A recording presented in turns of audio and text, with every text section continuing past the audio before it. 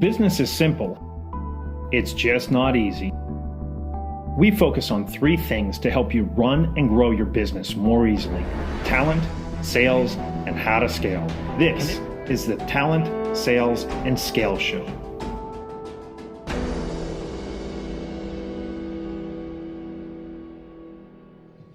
Hey everyone, it's Brian Whittington with this episode of the Talent, Sales, and Scale Show. You're in for a real treat. We have Jordana Zeldin coming to us. So she has a fairly eclectic background, coming out of the acting studios or acting background. So that really makes it curious. So back in my old days, whenever I was at Sandler, we had a line that said, sales is a Broadway play put on by a bunch of psychologists. So we have a real Broadway performer here. I don't know, were you on Broadway? No, not even close. But boy, did that sound good. So anyway, we have an actress with us here today. So we're really looking forward to jumping into this. So welcome, Jordana. Thank you so much, Brian. I'm really happy to be here. All right. So I'm nervous about this first question because I'm expecting something different off of this. So the one thing that we always do is say, okay, why in the world should we listen to you today? And the topic is really this. We're looking for Jordana to share us some insights on how to sell with humanity, right? Bringing humanity to the sales process, yet be productive. Because I don't know about you listeners, but how often do you hear sales is about the relationship? And we have these professional visitors that show up, they're kissing babies, handing out donuts, and never selling a thing, right? They got skinny kids and wonderful friends that never buy a thing. So how in the world do we bring humanity yet produce results? Jordana, that's the topic. And why in the world should we listen to you on that topic? It's a good question. I mean, look, I am one of many voices out there, but I do think I bring a pretty unique perspective in that, I really think that as sellers, all of the sales skills that we're learning, right? The things that we do beyond, just talking about the features and benefits of our product, but the sales skills that they really do boil down to the fundamentals of human relationships and connection, and that it is our job as sellers to not only be, domain experts and product experts and, masters at the craft, but that at source we're really needing to, or that it's our job to really give our prospects what they need emotionally and psychologically in order to prime them to make a change. And buying usually represents change. Change is hard. Change is scary. What are we doing to make it less hard and less scary? So we're not going to be talking, too much about like sales, tech stacks and numbers and KPIs, though, of course, if we can get this selling stuff right, it all maps directly to numbers going up. But we're going to be talking a lot, as you say, about the human piece and how it can serve us in our selling. All right. So did you just say emotionally prime them? I did. All right. So I've not heard that language before. So let's start with that one. What in the world is emotionally priming somebody mean? How do I do that? That sounds pretty cool. It's a really good question. I mean, I think that I'm trying to think of the answer. Yeah, no, I mean, I have some thoughts around it. And look, a lot of this thinking is based on, the 7+ years I've spent in the B2B space, working as a seller and coaching. And a lot of it is kind of new thinking as I'm connecting what I've experienced in sales to research and thought leadership that exists in other spheres of thought, like psychology and human relationships.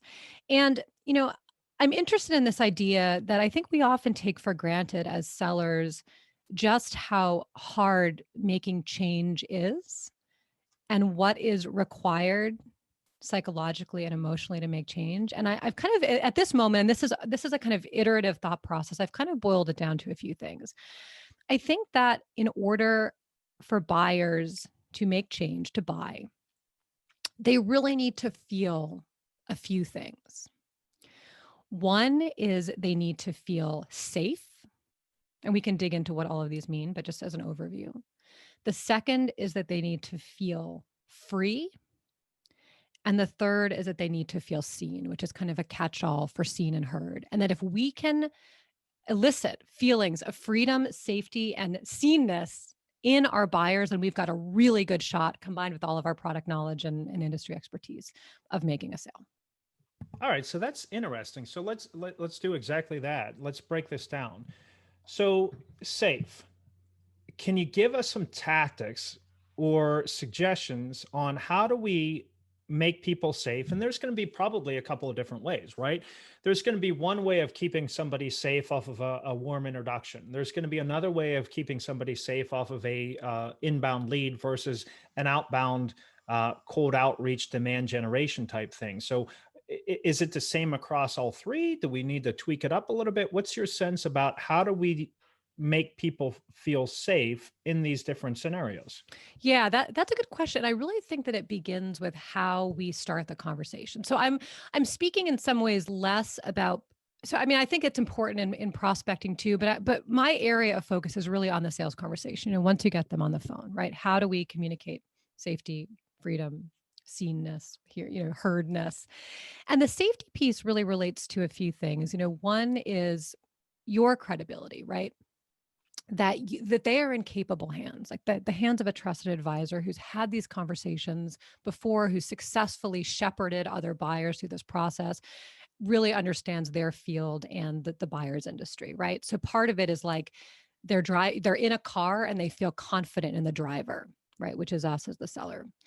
But I think the other part of safety is a little more nuanced and connected to kind of humanity and vulnerability and openness. And I think that as sellers, if we make it very clear in the beginning, first of all, if we lead with our own humanity and our own, sometimes I think it can be helpful. And Todd Capone talks about this in the transparency sale, to begin a conversation with a kind of disarmingly funny story about a silly interaction that you had with their product, or a blooper that happened, something kind of strange or unexpected that happened as you were preparing for the meeting, to really kind of warm up and humanize the interaction.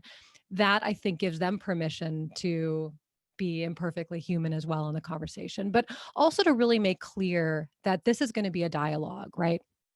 So that when you're, for example, crafting your agenda at the very top of the meeting, and this is something I really love to talk about, rather than saying, all right, so, I've put together an agenda, first we're going to talk about this, then we're going to talk about this, next we'll do this, and then next steps. Does that sound good? There's almost no room for collaboration, right? And dialogue in the way that agenda is presented. And that's a really typical agenda. So starting off, the meeting, once you've had your pleasantries and maybe said your disarmingly human thing, starting off by saying, in order to really make this meeting as helpful and valuable for you as possible, I put together a kind of agenda really as a kind of jumping off point for us, right? So it's soft, it's not driving. We begin to introduce this idea of dialogue. And then it's like, first, I thought it could be really helpful for you to tell me a little bit about dot, dot, dot, right? Begin with them and share again that the context of this first agenda item it's designed to be helpful for the dialogue, right? From there, based on what I hear from you, I can talk with you a little bit about, how we work and the kind of work that we've been able to do for clients in similar circumstances and with similar needs, right? Um, of course, this is an open dialogue. I want you to ask any question, share any thought that comes to mind as we're going through this conversation. And of course, if it makes sense, and you're feeling good, we can talk about what next steps could look like. Now, before we even dive in, I want to ask you, what is the most important thing that you want to get out of this meeting today? Okay, so let's really break this down into some tactics. So I like this a lot. Yep. So first step: safe, free, seen/heard. Yep. Starts off with a conversation and showing your capabilities. So you said creating that safe, being that safe driver, that you're in capable hands. So Yes. in terms of marketing or terms of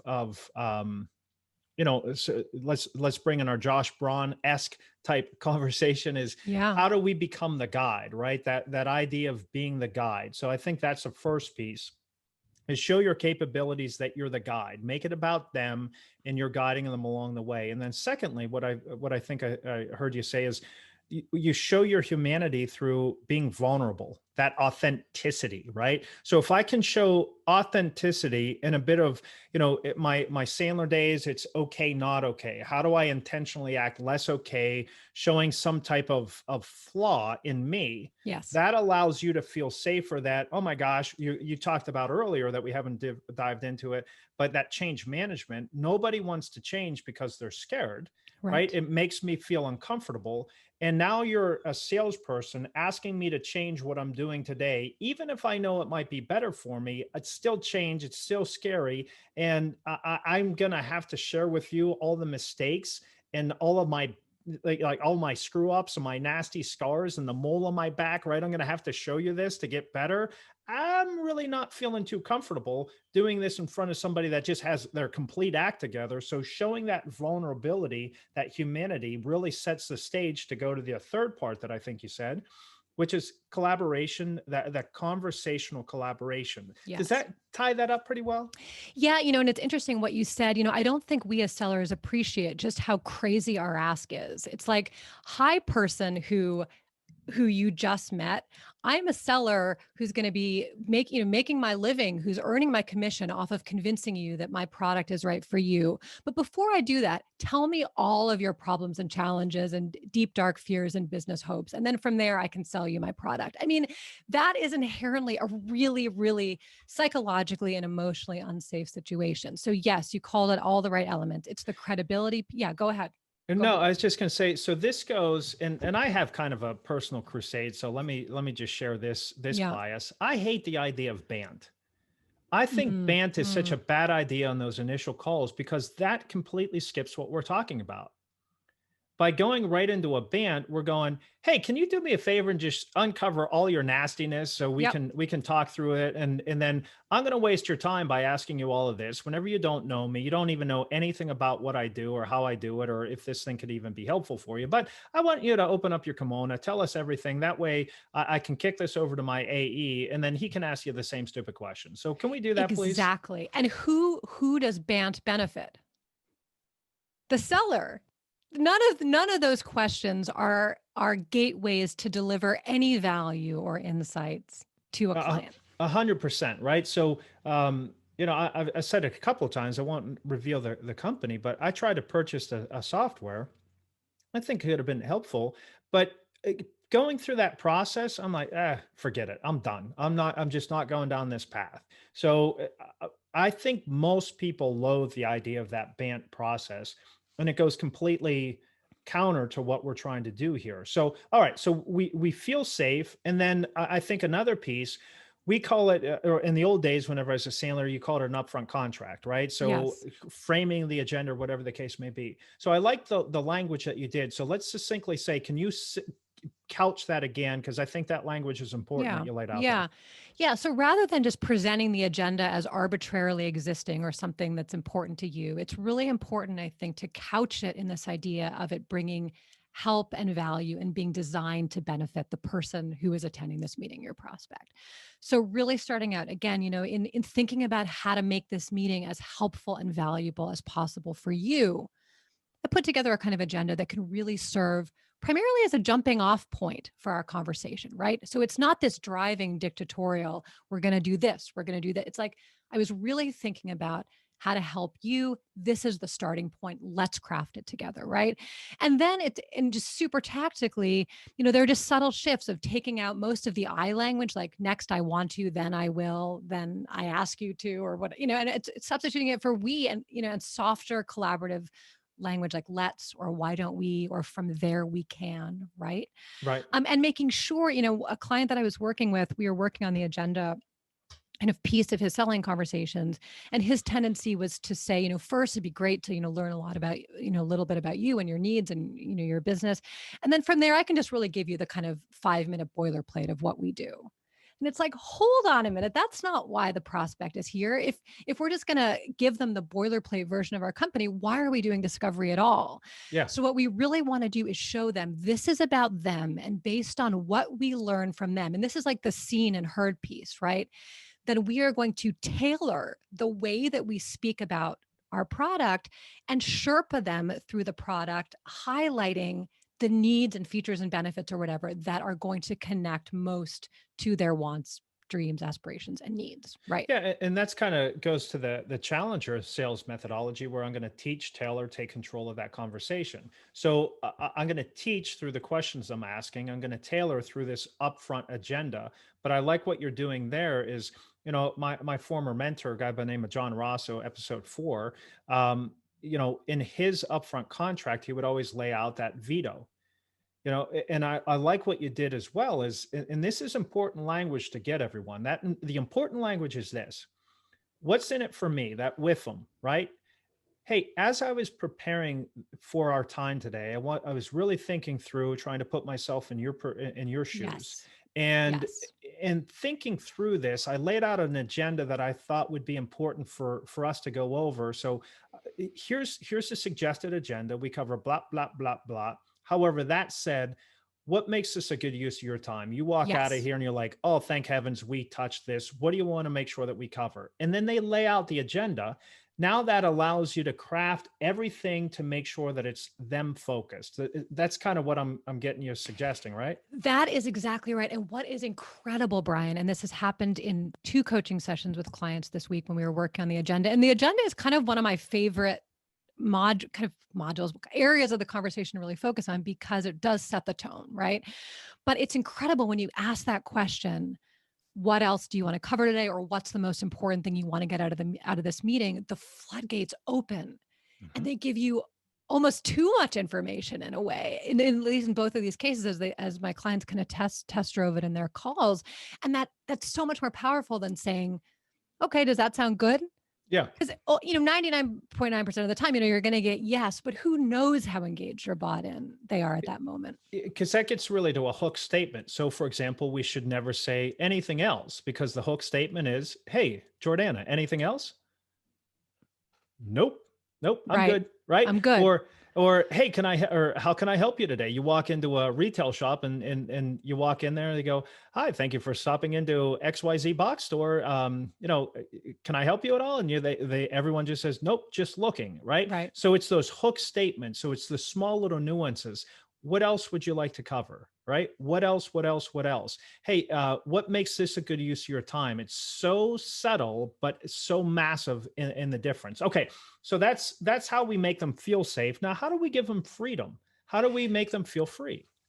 That's a great question. So I am a big fan of proactively bringing up the no in the agenda. So and kind of setting the ground rules. So once you say, great, what else do you want to cover? They let you know, and then you can move on to, okay, great. And I want to let you know I'm a real straight shooter, and I want to encourage the same from you. If at any point this feels like it's not a good fit, or you have a question, or something isn't clear, do I have your word you're going to be straight with me? Right. And all of a sudden, those feelings of like, oh no, I'm in a selling conversation. I can't say no. My back is up against the wall. I'm going to be manipulated, taken for a ride. Proactively giving them the permission at hello to say no and ask questions. And I think releases them in a way into a more honest and open conversation. Yeah, so driving towards the no elicits a lot more transparency, right? Transparency. Yep, Yes. yeah, I love it. So give Yep. them the freedom to say no up front, and then how do we give them the sense of being seen and heard? So the seen and the heard piece really does connect to that idea of, first I thought it'd be helpful to really hear about, your state of the union, where you're at, what your concerns are.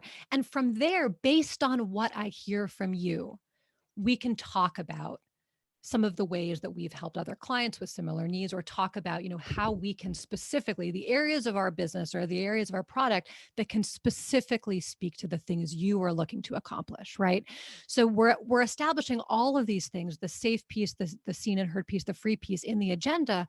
But of course that carries throughout, because our discovery is really about seeing and hearing.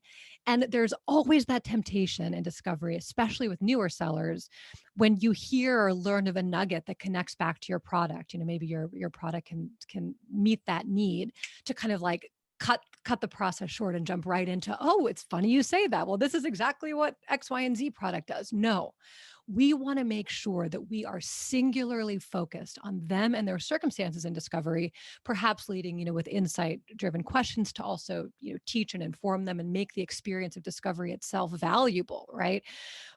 And from there, we want to make sure when it comes time to quote unquote pitching, that it's not a feature dump and that we are really kind of in a very bespoke way navigating them to the parts of our product or service that are most relevant to the things we have learned from them. And that reflects our willingness to see and to hear them, and the fact that in fact we've listened and really care and are gonna kind of sharpen them through based on their needs. Okay, so this humanity really goes back to maybe this is saying the same thing. So correct me, please, Yeah, if I'm sure. off base here. Um, it's really collaboratively problem solving together, Yeah. where instead of it being me versus you, adversarial seller buyer role, it's listen, let's have a conversation. Let's brainstorm through this together, find out a little bit about what's working, what isn't. Um, we'll share with you some of the insights that we've learned by working with others in similar situations. From that, we can really beat up the idea of, hey, how, what are some areas in which you most need some help? We'll figure out together whether or not what we do can even help you. If not, hopefully we'll have some recommendations for you. It's kind Yes. of starting off like that, right?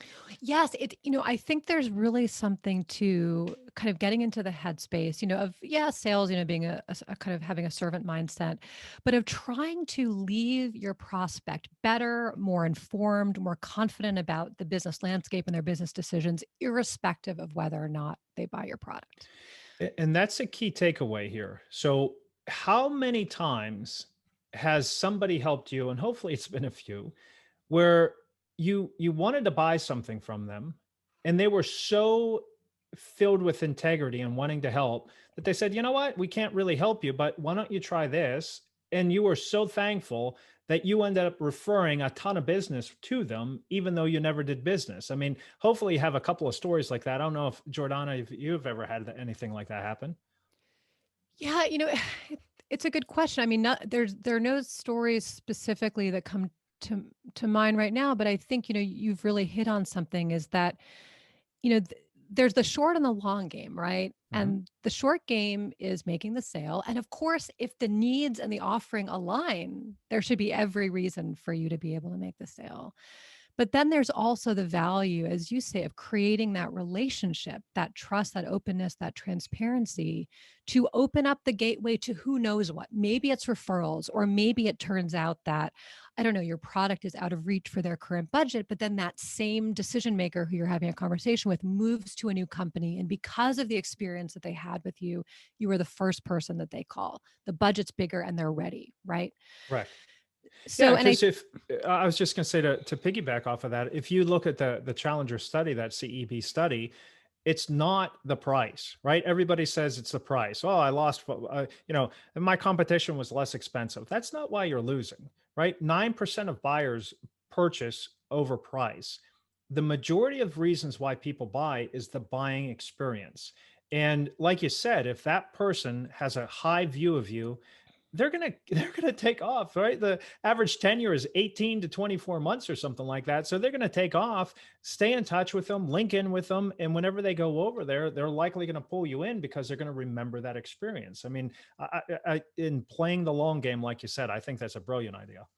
And I also think, there's just something, and I'm starting to, like, as I mentioned, do a lot of research into psychology and other spheres of thinking to kind of back up some of these, the experience and the kind of instinct that I have for these ideas. But I really think that there's something to, I'm reading a book now by Adam Grant called Give and Take, which is a kind of surprising study about how, we typically think of givers as being the people who are like chumps or get stepped on and who don't climb up to the top of the success ladder. But really what he's found through his research is that in fact, givers, people who commit to giving more than they receive, tend to, become more successful by, various measures of success. But I think that there's something to be said for the relationship between giving and happiness and, feeling like you're contributing to the world. And I think that sales itself has, pretty yucky baggage attached to it, right? We think of like the commission breath salesperson and the kind of manipulator. And I think that from just, and I call it sales happiness, like from a sales happiness perspective, going to work as an AE or an SDR and making it your purpose to, as Josh Braun says, make the person that you're speaking to more awesome just feels better.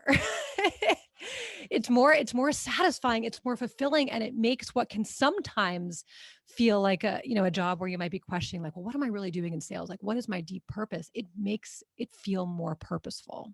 And I think that subtle mind shift, yes, the servant mindset, but really of proactively giving can be kind of transformative in a sales life and in a life. Yeah. Now, and you said Give and Take by Adam Adam Grant, Grant. the Okay. organizational psychologist and Yeah. Harvard professor. Yes. And the curious thing about that too is you talked about playing the long game. They're going to suggest, and if I'm not mistaken, I was pulling up on my library the book. If I remember that correctly, oftentimes, and this is going to be a pivot to the hiring piece, oftentimes they the person who does the best in the long run starts off a little bit more slowly, but Correct. because there's so much giving involved that they start off a little bit slowly, but then they end up outperforming everyone else, if I'm remembering that book correctly. That's exactly right. Yeah, there was a study done of I think it was medical students, and in the first year, because there are three essential kind of giving types. There's takers, givers, and matchers. Yes. Matchers want to feel like they're giving as much as they take. Takers are wanting to always take more than they give. They feel like they're winning that way, and givers just give irrespective of what they're receiving. And they found that, in the earliest days of medical school, the folks who were identified as givers were not performing as well as the takers and matchers. But by the end of medical school, 8, 15 year, however long medical school is, the givers had really, ascended to the top.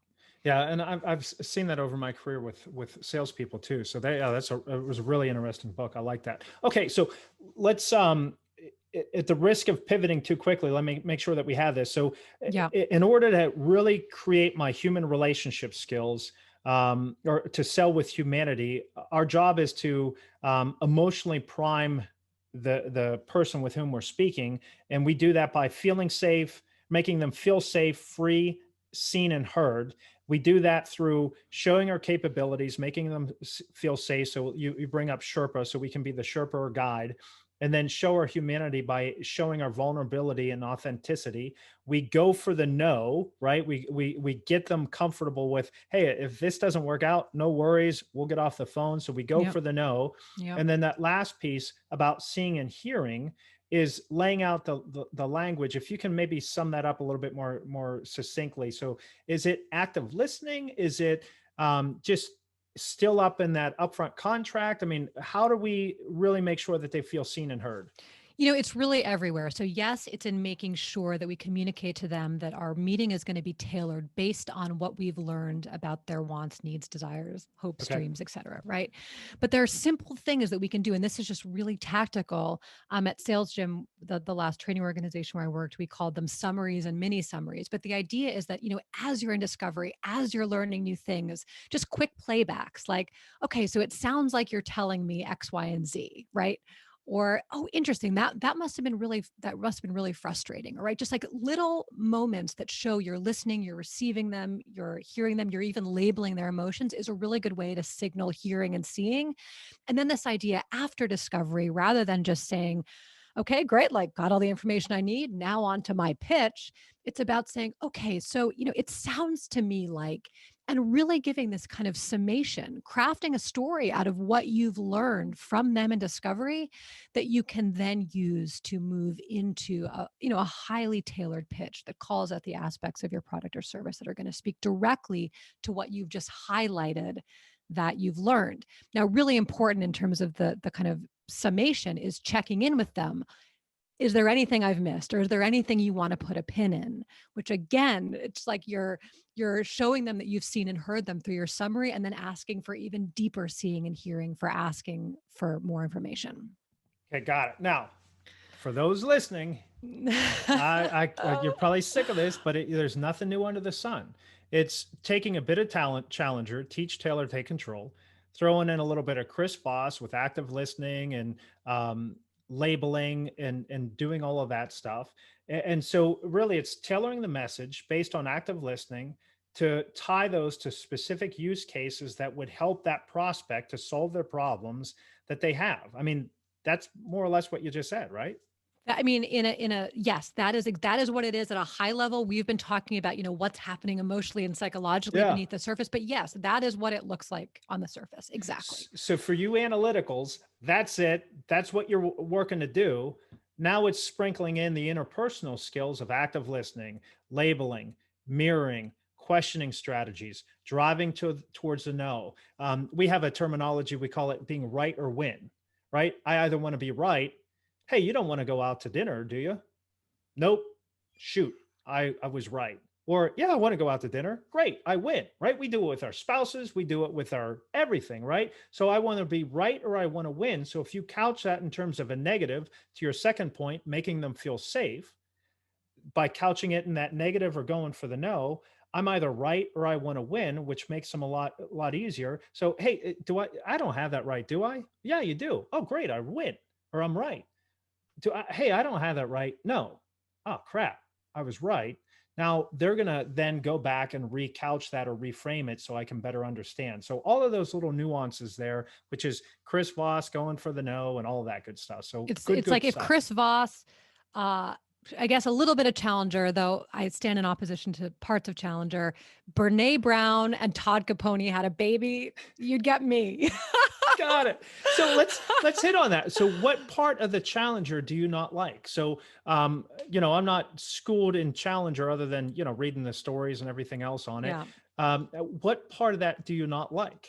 Well, I mean, correct me if I'm wrong, it's been a couple years since I've read the book, but they advocate more or less an absence of discovery, an assumption that you understand the State of the Union enough to make a recommendation. And I think discovery is the core. It's the place where all of like this, the seen, heard, all of that stuff really operates, and where we have real opportunities to do the teaching as well, with insight-led questions. Um, while making them the priority and learning about them the priority. Now, of course, you don't want to ask stupid questions, Right. it's important to do your research, but if you're able to show them, and again, underscoring your credibility by sharing industry insights, which is from Challenger, while making it clear that their circumstances are going to be unique and you're really genuinely curious about them because what they share with you is going to help shape, the future of this meeting and the future of the possible collaboration. I think um,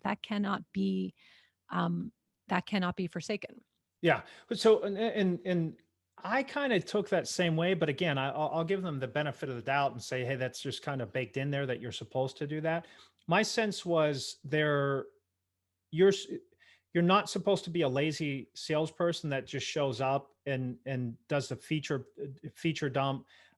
You're doing some research to go to what you're saying. Hey, based upon my industry experience, based upon what I know, my sense is this is where you are.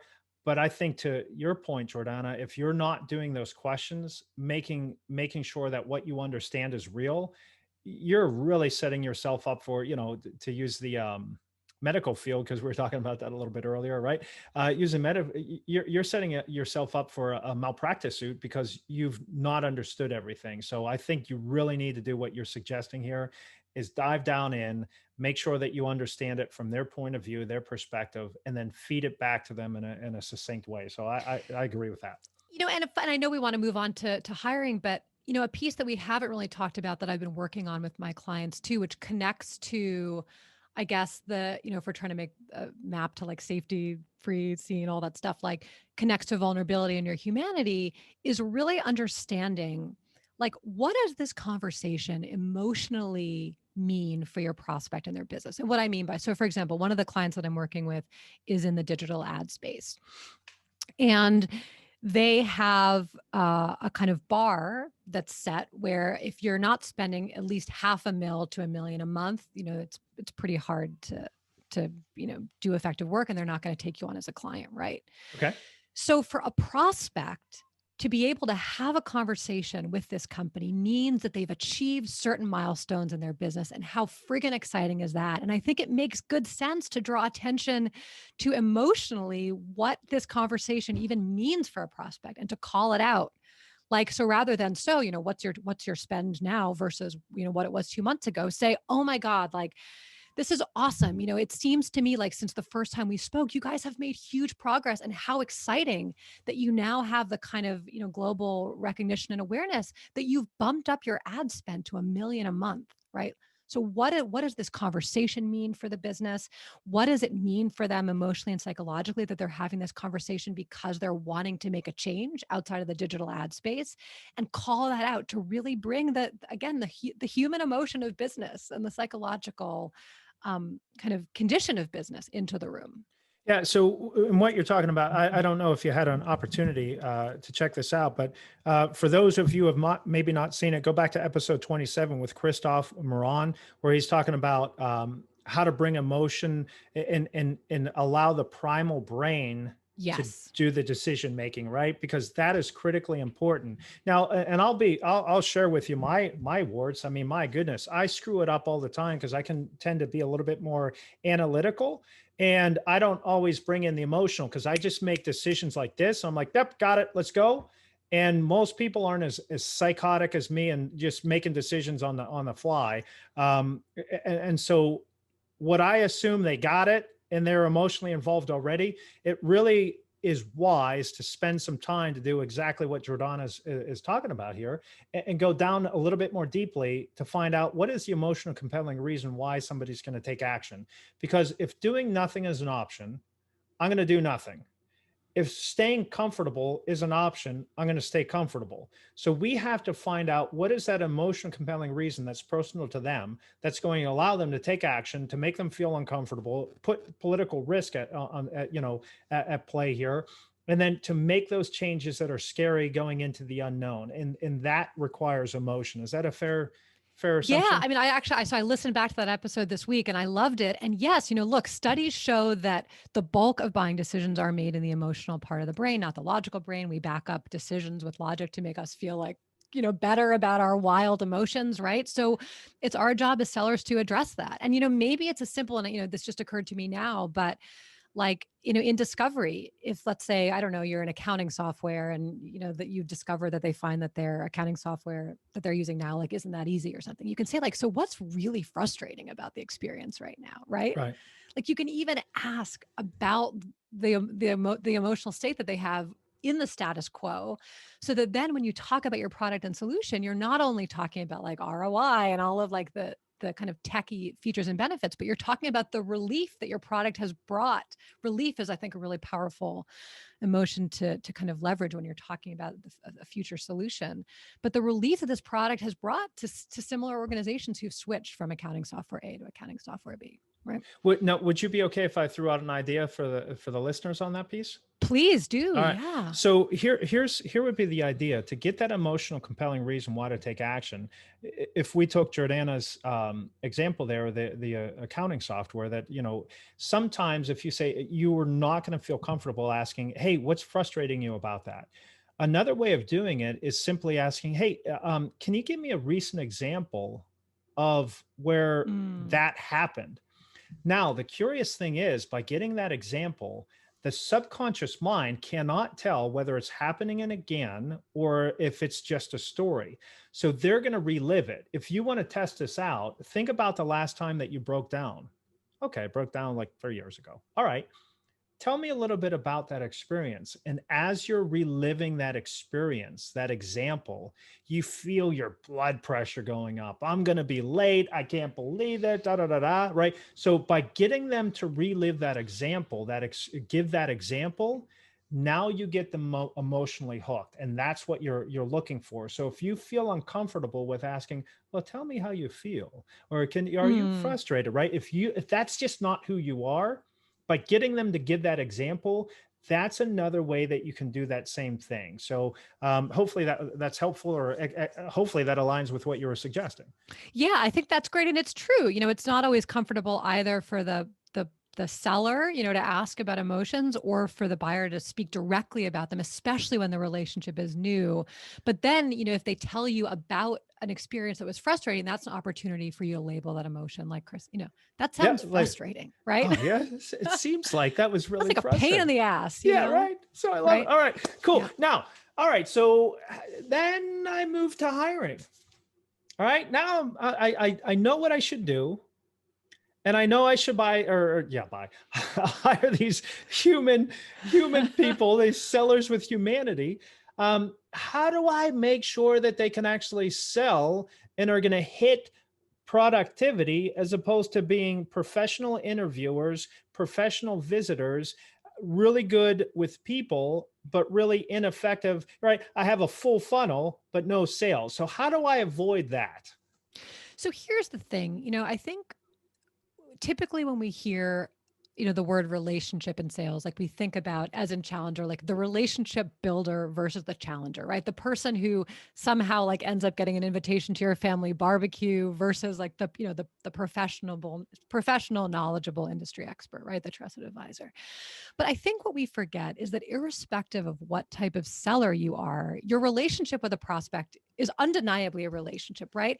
And not all relationships are created equal. So when I'm talking about infusing, the kind of buyer seller dynamic with relationship with humanity, it's less about, talking about the weather. I mean, we haven't even talked about like building rapport through talking about the weather because I think that's kind of BS, but it's more I think about most people would agree with you, by the way. most people would agree, right? It's super awkward and delivers no value and wastes a lot of time, right?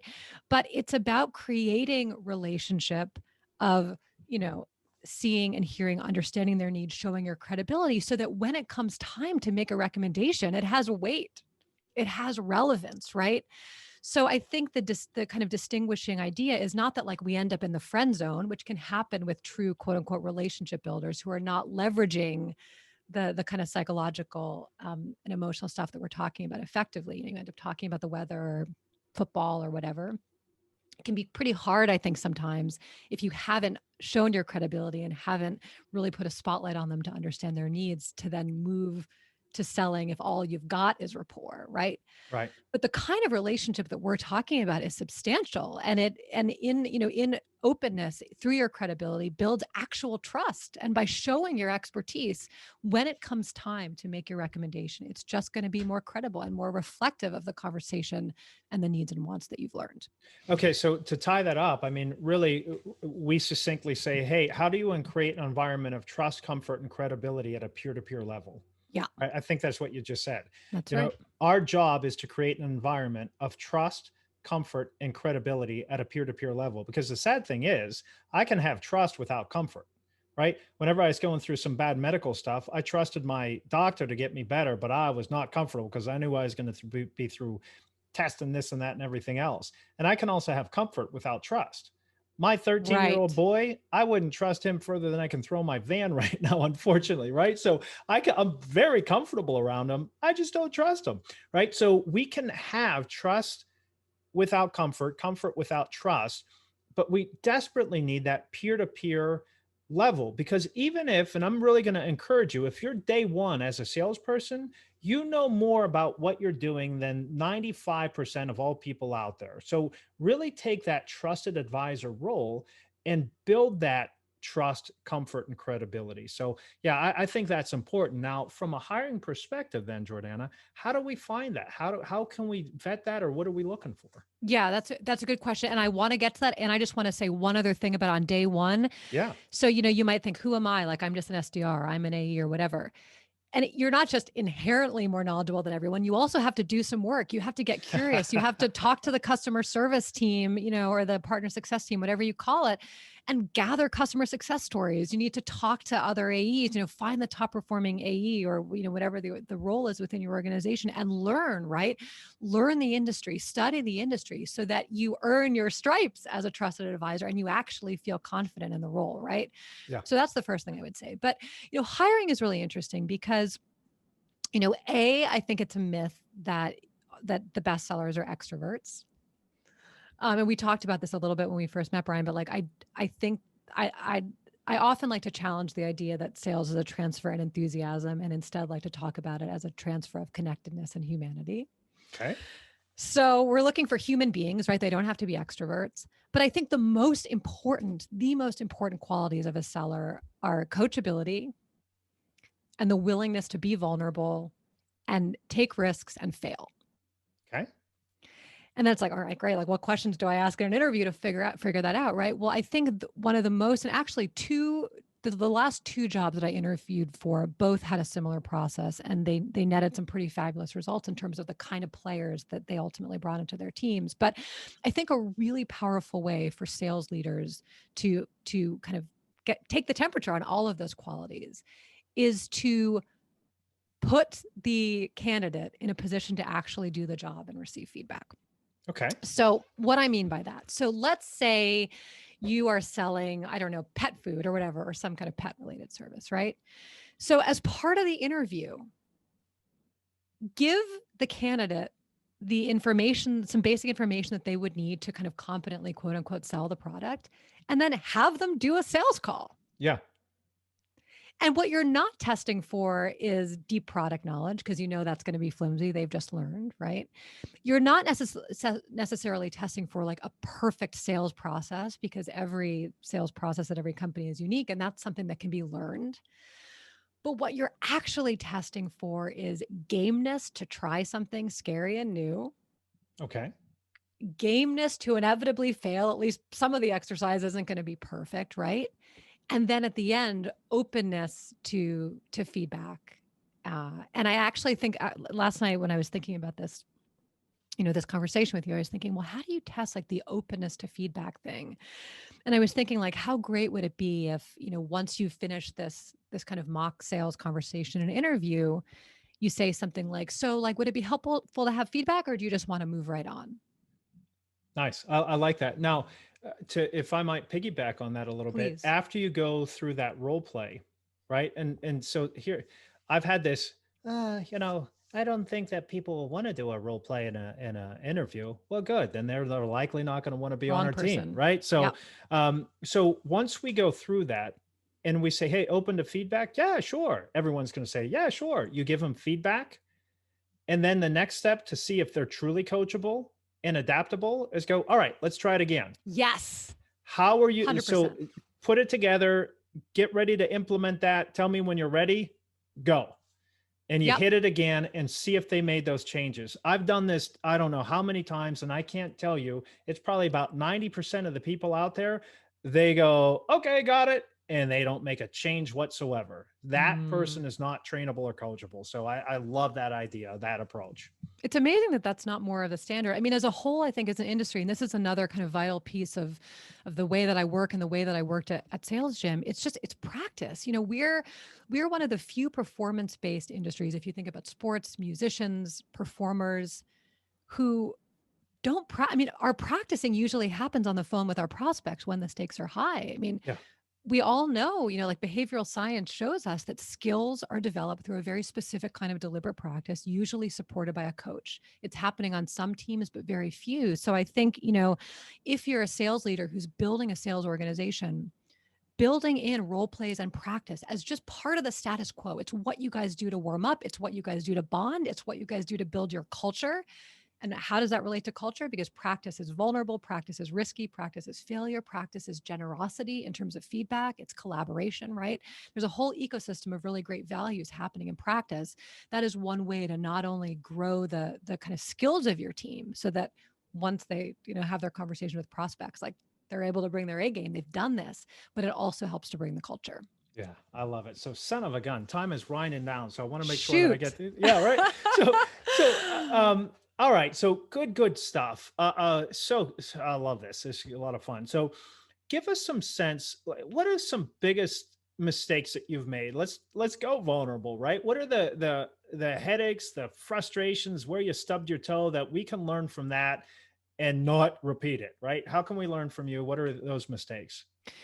I think the biggest mistake that I made for the first couple years in my sales career was thinking that seller me was different from me out in the world, and I kind of left myself at the door and gave my prospects. I was selling into a very kind of elite industry, the art world, talking to gallerists. I thought I needed to meet them where they were energetically, and I lost myself. And by through my lack of connection to myself, I wasn't as agile a seller. I wasn't able to respond on the fly. I wasn't able to incorporate some of the sales skills that I was learning really effectively. And I think, and I encounter this with clients all the time, this is not unique to me. but connected to the humanity piece, the more of our full selves, our quirks, our imperfections, our silly ways of speaking, our stumbling in when we talk, we can bring to our sales conversation, the greater a likelihood that we can begin to create that spark of real human connection, which becomes the gateway to openness, trust, et cetera, all the things that we've been talking about. So bring authenticity, bring your whole self to the gig. That's right. Because it's Wow. because and also it is so exhausting to spend 8 hours posturing and pretending to be someone else. It's It, depleting. yeah, if you're using, because this is going to be, this is, sales is not physically hard, but it's emotionally and mentally challenging, Yeah. and you're going to spend a lot of your efforts, especially if you're not an extrovert, right? So I know one thing, if I'm not mistaken, you're pretty big on Daniel Pink, To Sell Is Human, is that right? So I'm halfway through the book, but he's not yet the person that I lean on. But tell me more about what's Yeah, coming to well, so mind. Daniel Pink talks about not an introvert, not an extrovert, but an ambivert, right? So how do you bring those human relationship skills that everybody's involved there? So yeah, I think that authenticity allows you more energy, and that more energy allows you to perform better and more with more agility. So I think that's some really good advice. So bring your whole self to this. Now, how about you've given us a number of business hacks for talent, sales, and scale. What's one specific, whether you pick out a hack for talent, bringing on talent, one for sales, or one for scaling up a business? What's your suggestion for us? Well, so scaling is not my wheelhouse. So I'm gonna take I scaling want out of that the one out. equation.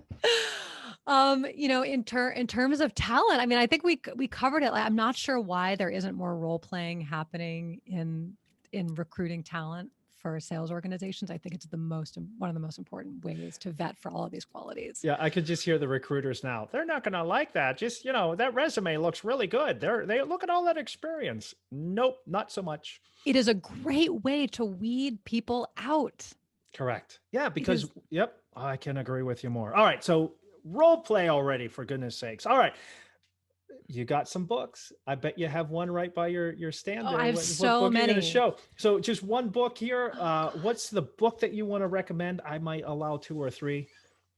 Okay, The Todd Transparency Capone, Scale. The Transparency Sale. This is the book. I mean, this is the book that encourages us. Let me tell you something.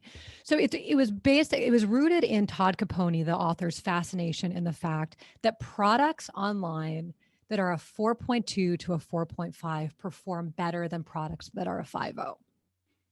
Why is that? That seems completely counterintuitive, right? Well, it is because we are inherently skeptical and wary of perfection. We don't trust it. We as human beings are imperfect. No product is perfect, right? Right. So Todd Capone was asking himself, well, how can we bring kind of 4.2, 4.5 to 4.5 selling into the way that we talk about our products? And the idea is to not be afraid to bring up proactively the flaws in our products, right? The things that our competitors do better than us, right? The levers that we need to pull, or the things that matter to us in negotiating for a discount. And the idea is that if we can be, and our prospects can sense that we are truly transparent and honest, that is going to lead to more openness and trust. That is going to lead to less of their time researching and kind of back channeling. And you are truly going to become the trusted advisor that they speak to, rely on. And ultimately, should you determine authentically that the product is a fit for their needs, buy from. So let's tie that back to what you were saying about giving you making them feel free. That going for the no. If it's going to be a showstopper, you might as well get it out of the way earlier. Hey, one thing I want you to let you know that this is not a key area in which we play, or this is a real struggle for us in this Yep. area.